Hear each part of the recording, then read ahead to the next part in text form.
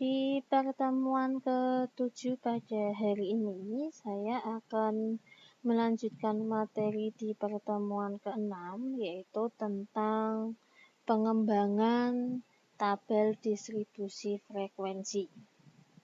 Nah, sebagai pengingat, kemarin di pertemuan ke-6, kita sudah sampai di pembuatan tabel distribusi frekuensi untuk nilai ujian akhir mata kuliah statistika dengan hasil seperti yang nampak di slide Anda. Di sini kolom pertama adalah interval kelas, kemudian kolom kedua adalah batas kelas, kemudian kolom ketiga adalah nilai tengah, dan kolom keempat adalah frekuensi. Jadi sebagai awalan untuk tujuan pembelajaran kita pada pertemuan ke-7 hari ini adalah nanti kita akan mempelajari konsep dasar dan penggunaan dari pengembangan tabel distribusi frekuensi. Ya, jadi kalau misalnya nanti ketika kalian menyajikan data penelitian Anda membutuhkan hanya bentuk tabel distribusi frekuensi, berarti di sini bentuk sederhana seperti ini sudah cukup. Ya. Akan tetapi kalau misalnya Anda menghendaki untuk menyajikan data yang sedikit lebih kompleks atau dalam bentuk grafik dan sebagainya, nah berarti nanti di tabel distribusi frekuensi awal ini nanti akan kita kembangkan. Nah, seperti apa bentuk pengembangannya? Jadi, kita lihat bentuk pengembangan yang pertama. Jadi, tabel distribusi frekuensi itu secara umum dibagi menjadi dua. Jadi, distribusi frekuensi relatif dan distribusi frekuensi kumulatif. Untuk tabel distribusi frekuensi relatif, nanti kita akan membandingkan frekuensi masing-masing kelas dengan jumlah total frekuensinya, kemudian kita kalikan 100%. Sementara untuk tabel distribusi frekuensi kumulatif, nanti ada dua, bentuknya kurang dari atau lebih dari.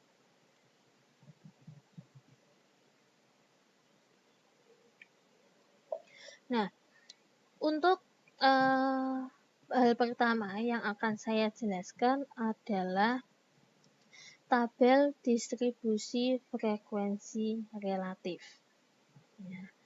Jadi acuannya adalah tabel ini yang sudah kita buat di pertemuan sebelumnya.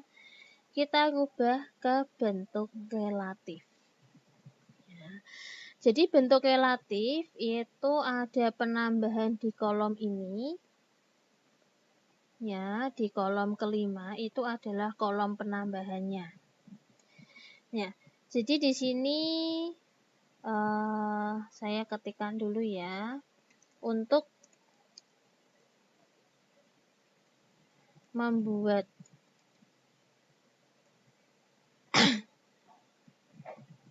tabel distribusi frekuensi relatif hanya tinggal menambahkan kolom kelima saja. Ya, karena kolom 1 sampai 4 itu sama. Nah, kemudian bagaimana untuk mencari frekuensi relatifnya? Jadi untuk mencari frekuensi relatifnya adalah frekuensi per kelas. Jadi di sini contohnya kelas pertama, frekuensinya 3 dibagi total frekuensi 60 kali 100%. Untuk baris kedua dan baris ketiga itu sama karena frekuensinya sama ya. 4 dibagi 60 dikali 100%. Ya. Kemudian sisanya sama, ya, ke bawahnya sama.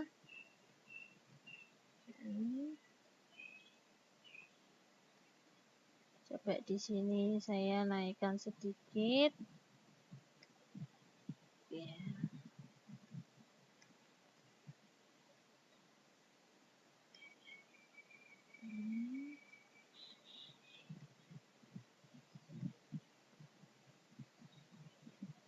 Nah, hasilnya adalah seperti ini. Jadi untuk pembulatannya adalah 2 angka di belakang koma. Jadi nanti ketika dihitung ya di total hasilnya adalah 100%. Itu untuk tabel distribusi frekuensi relatif.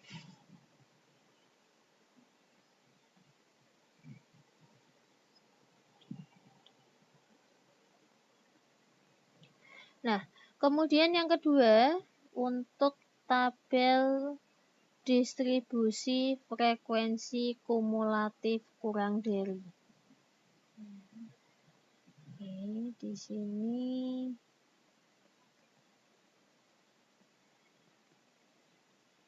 saya edit dulu. Ya. Ini saya geser dulu tulisannya.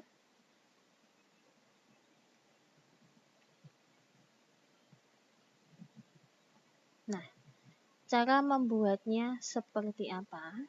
Ya, jadi kita simak dari tabel acuan. Ya. Interval kelas di sini tidak berubah.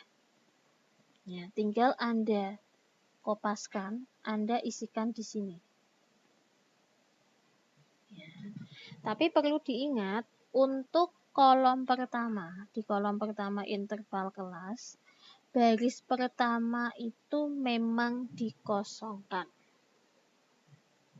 Ya, jadi jangan lupa untuk mengkosongkan baris pertama. Kemudian kolom kedua itu adalah batas kelas. Ya. Jadi karena di sini judulnya adalah kumulatif kurang dari, berarti di sini kata-katanya juga kurang dari. Semua kata-kata di sini adalah kurang dari. Nah, kemudian angka 8,5, 21,5, 34,5 dan seterusnya dapatnya dari mana? Dapatnya adalah dari nilai batas bawah tabel acuan. Kita lihat tabel acuannya lagi. Nah, di sini dapatnya dari sini. Batas bawahnya tinggal kalian salin lagi, kalian tidak perlu ngitung ulang. Itu sudah menjadi isi dari kolom kedua. Nah, yang sedikit berbeda adalah ketika kalian mengisi di kolom ketiga atau kolom frekuensi. Cara mengisinya seperti apa? Baris pertama isikan dengan angka 0. Baris kedua isinya diisi dengan frekuensi di sini. Frekuensinya kan pertama 3. Ya, silahkan diisikan di baris kedua. Nah, kemudian baris ketiga isinya adalah tadi setelah frekuensinya 3, frekuensinya adalah 4. 3 ditambah 4, 7. Isikan lagi di sini. Ya, jadi Anda jumlahkan dengan frekuensi kelas selanjutnya dan totalnya harus adalah 60. Ya, atau frekuensi terakhir jumlahnya harus 60. Kenapa 60? Karena di sini sama dengan total data semuanya, 60. Nah, kemudian persen kumulatif di sini menghitungnya sama seperti ketika menghitung frekuensi relatif. Kita coba lihat. Nih ya, misalnya nih 11,67 ini dapatnya dari 7 dibagi 60 kali 100%. Ya, hasilnya adalah 11,67%. Ya, jadi di sini yang berbeda adalah ketika menghitung frekuensi kumulatifnya. Oke, di sini untuk pengembangan tabel yang kedua.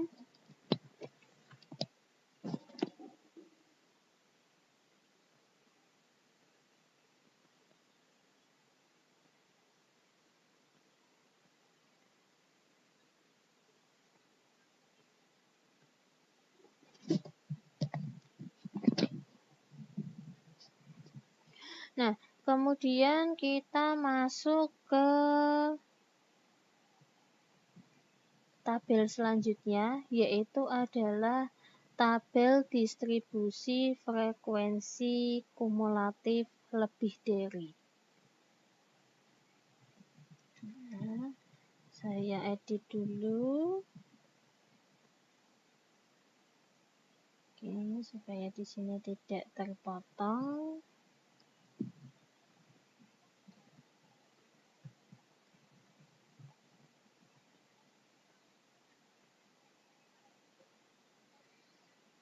Ya.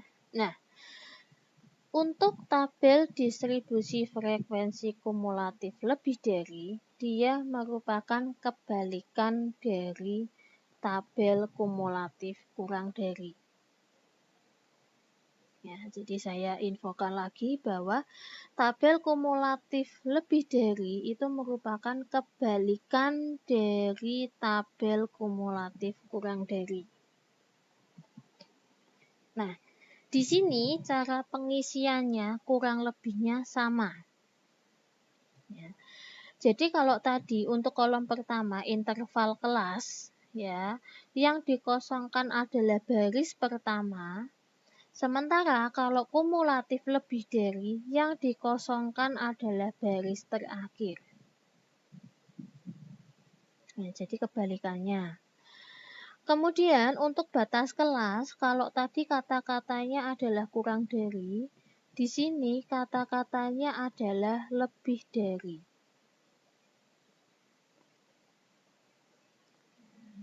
Nah, angka 8,5, 21,5, dan seterusnya, ya, itu masih diisi dengan batas bawah kelas.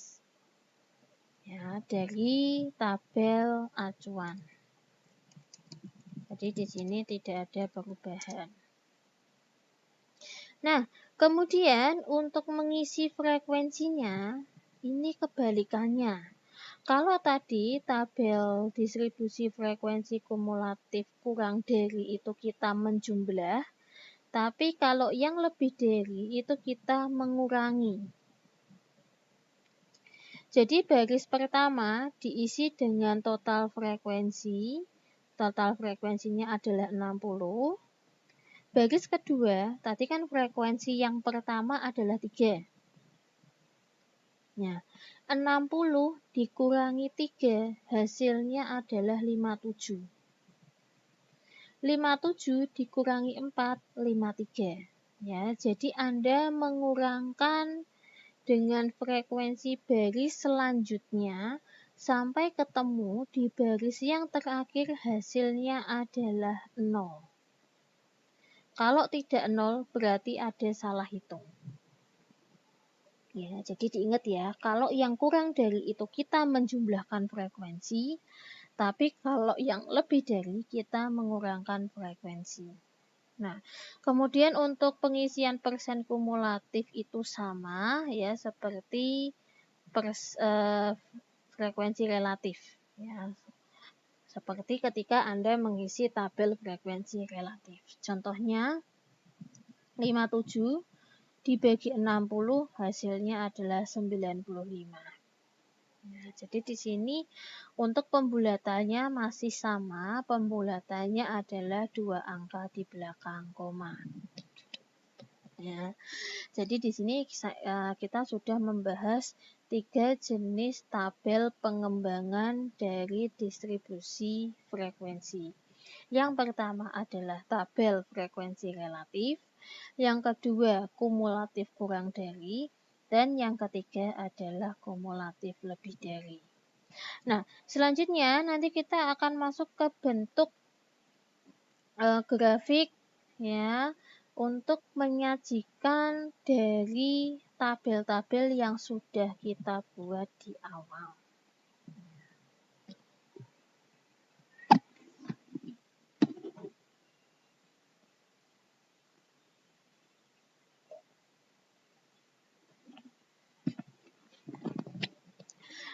Nah, untuk bentuk grafiknya seperti apa? Jadi untuk bentuk grafiknya, yang pertama kita akan berkenalan dengan yang namanya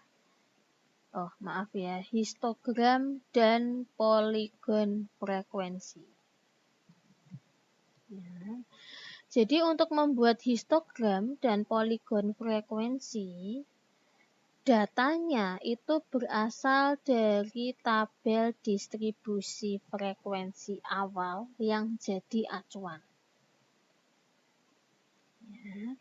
Jadi di sini yang frekuensinya 3, 4, 4, 8, 12, 23, 6. Ya, jadi tabel awal. Itu adalah tabel untuk membuat histogram dan poligon. Kemudian di bagian yang vertikal itu adalah angka untuk frekuensi, sementara yang horizontal itu adalah nilai. Jadi di sini yang dicatat adalah nilai batas bawahnya. Nah, kemudian selanjutnya bagaimana kita membuat histogram dan poligon. Jadi yang Anda buat pertama kali itu adalah histogramnya atau bentuk batangnya. Ya, di sini memang tidak ada spasi atau tidak ada jedanya. Jadi antar grafik batang di sini memang jadi satu seperti ini. Ya, yang dibuat adalah histogramnya terlebih dahulu. Histogram terlebih dahulu. Nah, setelah histogramnya jadi, ya, di sini untuk setiap bentuk batangnya ini, kalian ambil titik tengahnya. Kemudian setiap titik tengah itu kalian hubungkan, sudah menjadi poligon. Jadi di sini poligon berasal dari titik tengah setiap histogram yang dihubungkan. Jadi dalam satu grafik Anda bisa bikin histogram dan poligon.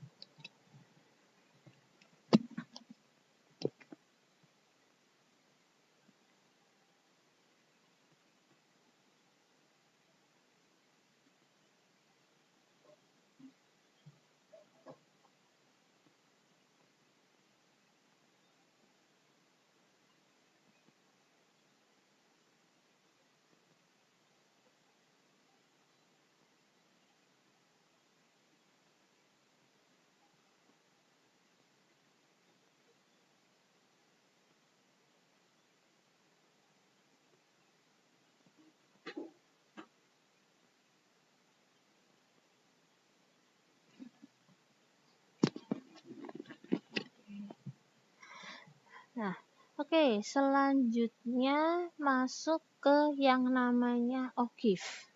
Ya. Jadi untuk OGIF itu nanti data asalnya adalah dari tabel frekuensi kumulatif kurang dari dan lebih dari. Jadi kalau di sini yang dibuat adalah OGIF frekuensi kumulatif kurang dari. Berarti di sini nanti dasarnya adalah dari tabel frekuensi kumulatif kurang dari. Di sini masih sama, untuk yang tegak itu adalah frekuensi, yang mendatar atau horizontal adalah nilai, yang dicatat adalah batas bawahnya. Sementara di sini frekuensinya 3, 7, 11, dan 100 dan seterusnya. Ini adalah frekuensi dari tabel kumulatif kurang dari.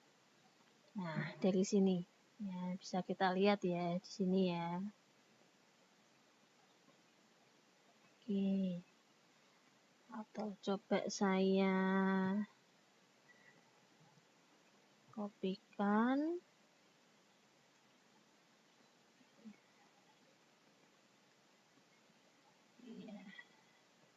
Ya, dapatnya dari sini.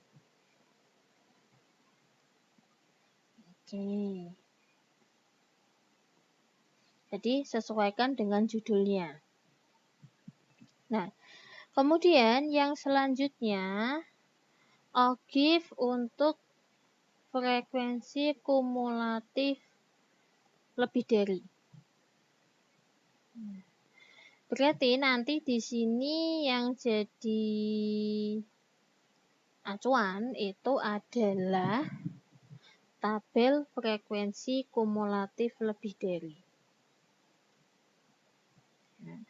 Jadi 6057 ya sampai ke 0 itu dapatnya dari tabelnya. Coba saya screenshotkan untuk frekuensinya.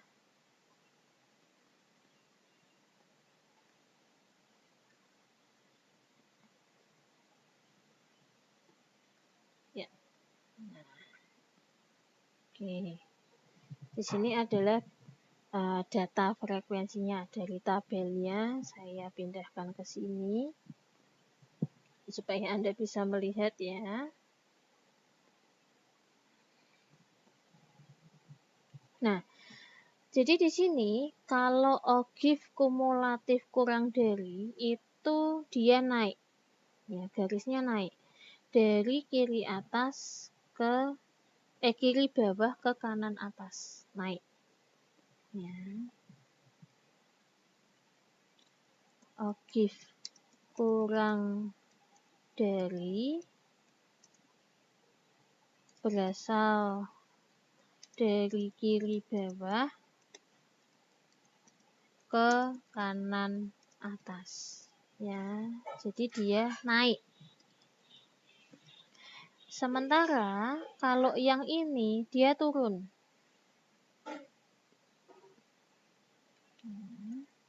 Jadi OGIF lebih dari berasal dari kiri atas ke kanan bawah atau dia turun.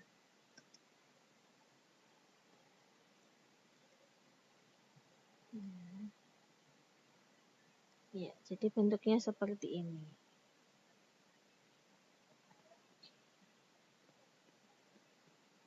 Nah, kalau misalnya digabung seperti apa? Jadi kedua OGIF itu kalau digabung seperti ini. Jadi antara yang lebih dari dan kurang dari, kalau Anda gabung bentuknya adalah huruf X. Huruf silang. Ya. Kenapa? Karena yang satu itu naik, yang satu itu turun. Jadi kalau misalnya Anda nanti disuruh untuk menggambarkan OGIF ya, kurang dari dan lebih dari, Anda bisa langsung gabungkan jadi dalam satu grafik. Ya, dengan bentuk silang seperti ini.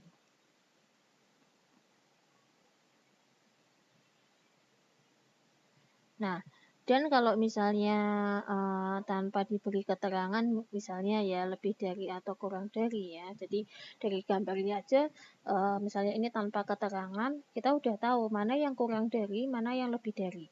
Karena kalau kurang dari itu pasti naik, karena tadi frekuensi kumulatif itu menambahkan. Sementara kalau lebih dari itu pasti turun, karena tadi frekuensi kumulatifnya itu adalah mengurangi. Ya, jadi nanti akan bertemu di satu titik potong. Ya, kalau nggak salah ini titik potongnya frekuensi 30 ya nih, kalau nggak salah nih. Soalnya nggak ada titik garisnya. Oke. Oke, jadi di sini adalah akhir materi untuk pertemuan ke-7 ya. Jadi kalau tadi pengembangan tabelnya ada frekuensi relatif, kumulatif kurang dari dan kumulatif lebih dari. Sementara untuk penyajiannya ya, jadi nanti Anda bisa sajikan ketika Anda bikin skripsi ya atau tugas akhir, Anda bisa sajikan dalam bentuk histogram dan poligon maupun OGIF. Ya, OGIF-nya ada dua, ada untuk frekuensi kumulatif kurang dari dan untuk frekuensi kumulatif lebih dari. Jadi seperti saya sampaikan di awal, Anda mau menyajikan dengan histogram, dengan poligon, dengan OGIF, atau dengan tabel kumulatif, ya itu tergantung dari kebutuhan masing-masing dari kalian sendiri. Jadi saya tidak bisa memaksakan misalnya mahasiswa A harus pakai yang ini, mahasiswa B harus pakai yang ini, tidak seperti itu. Jadi kembali lagi tergantung data penelitian Anda, tergantung apa yang mau Anda sampaikan ke pembaca ya atau yang mau Anda sajikan. Nah, tinggal Anda pilih tabel seperti apa. Atau misalnya, Bu, kalau saya mau pakai tabel seperti di pertemuan kelima, pakai tabel kualitatif dan kuantitatif, monggo juga silahkan. Ya, jadi balik lagi tergantung dari kebutuhan peneliti, dalam hal ini adalah mahasiswa masing-masing. Ya. Oke, mungkin itu saja yang bisa saya sampaikan pada pertemuan hari ini ya. Jadi di pertemuan ke-7 ini saya sudah menutup materi saya untuk tabel distribusi frekuensi untuk pembuatan pengembangan ya maupun penyajian tabelnya seperti apa ketika dibuat dalam bentuk histogram, poligon maupun OGIF. Oke, mungkin sekian dari saya untuk pertemuan ke-7 pada hari ini. Dan sebelum saya tutup, seperti biasa, saya ingatkan jangan lupa untuk absen disiakat ya, karena perkuliahan full online ini absen Anda juga full online juga ya. Jadi saya tidak bisa membantu apabila Anda kelupaan absen dan sebagainya. Oke, mungkin itu saja dari saya untuk pertemuan hari ini. Terima kasih atas kehadiran dan semangat kalian dalam mengikuti perkuliahan full online. Dan kita akan ketemu di pertemuan selanjutnya masih di materi hitungan. Materinya tentang apa? Monggo Anda simak di pertemuan selanjutnya. Terima kasih, sekian dari saya. Kita ketemu di pertemuan selanjutnya. Bye-bye.